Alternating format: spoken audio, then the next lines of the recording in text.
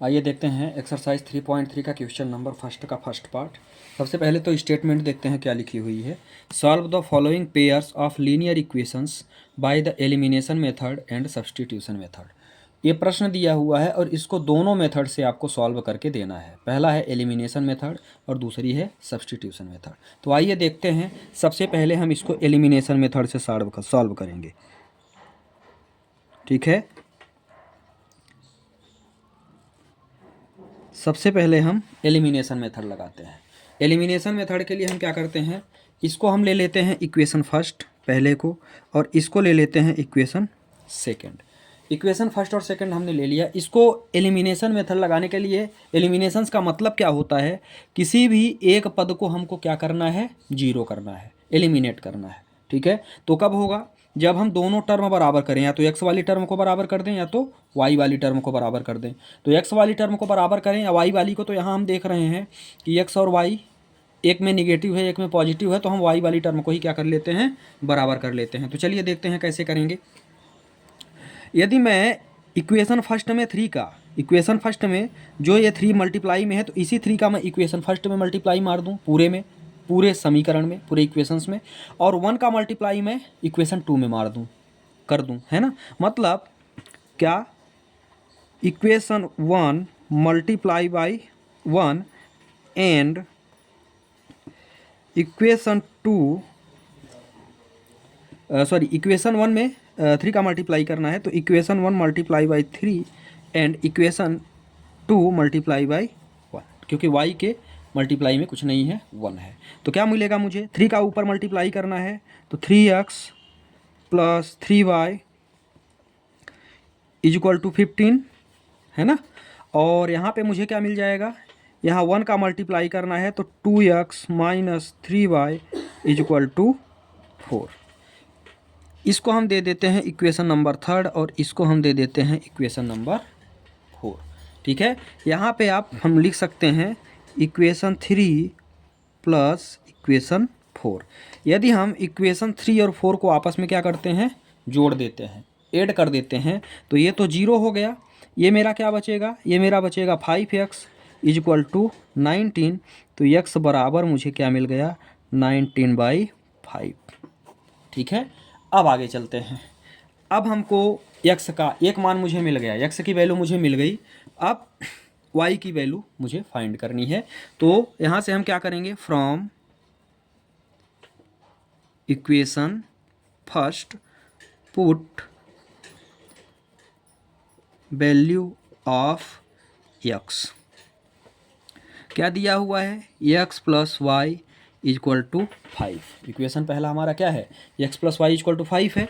x बराबर हमने क्या निकाला है, 19/5 plus y equal to 5। Y equal to मुझे क्या मिला, 5 माइनस 19/5। इसका हम क्या लेंगे, एलसीएम लेंगे, तो 5 आएगा। यहाँ है 1, तो ये हो जाएगा 25 माइनस 19, क्या हुआ एलसीएम लिया और इसको हमने सॉल्व किया।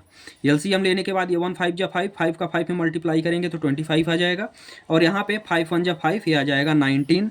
तो y बराबर मुझे क्या मिल गया, 6/5।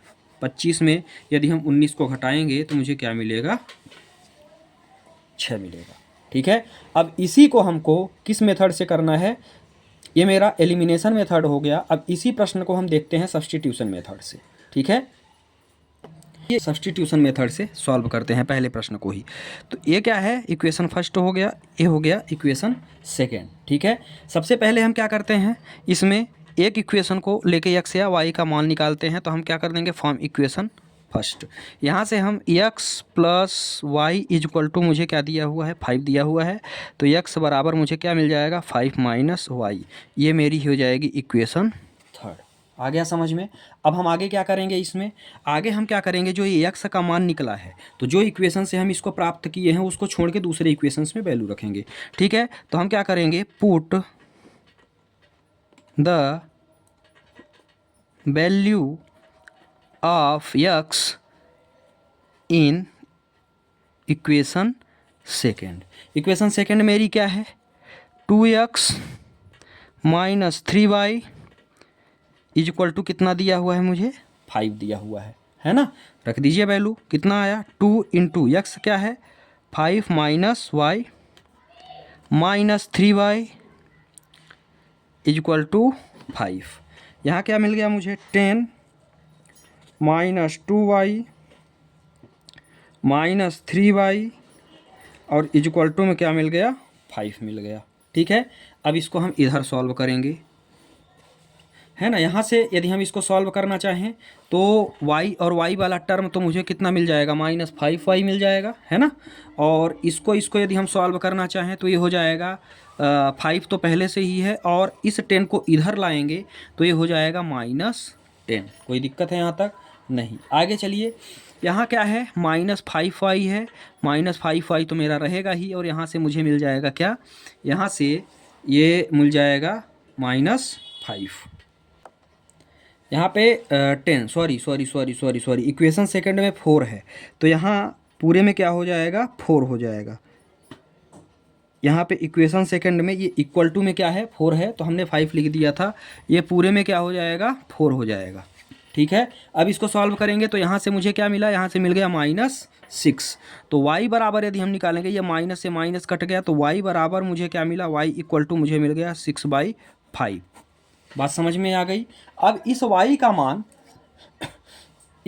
मान यदि मैं इक्वेशन थर्ड में रख दूँ, देखते हैं तो इक्वेशन थर्ड से क्या करते हैं, x बराबर क्या दिया हुआ है 5 माइनस वाई है ना।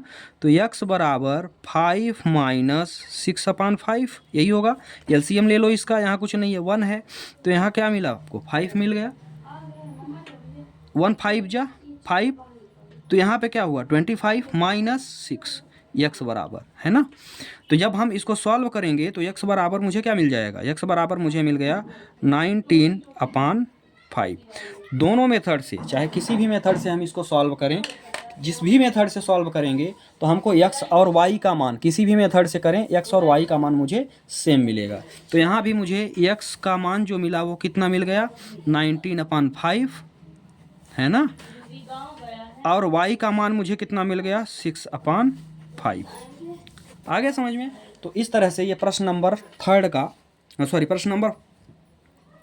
फर्स्ट पार्ट आपका दोनों मेथड, एलिमिनेशन और सब्स्टिट्यूशन मेथड कंप्लीट हुआ।